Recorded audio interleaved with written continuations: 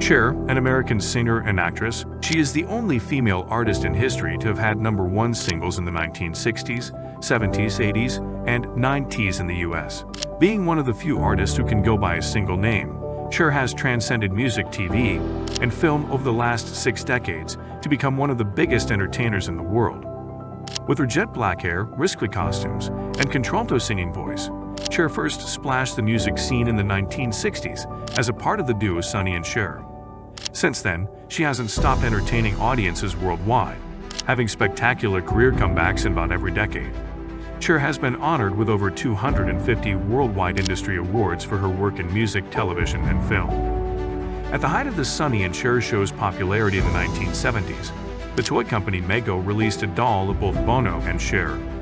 Understandably, kids couldn't wait to get their hands on the Cher doll. The miniature version of the singer ended up being the highest-selling doll of 1976, surpassing Barbie. With the success of Believe, Cher became the oldest woman to have a #1 song, at the age of 52. It also marked the longest span between #1 songs for any artist. Cher had to wait nearly a quarter-century between #1, with Dark Lady hitting the top spot in 1974 and Believe hitting the same milestone in 1999. Cher has been famous for over 50 years now, but that's not slowing her down. Her last 2 albums, 2013's Closer to the Truth and 2018's Dancing Queen, tied as her highest-charting solo albums on the Billboard Hot 100, peaking at #3. In 2011, Cher became the only artist in history to have a #1 song on a Billboard chart for 6 consecutive decades.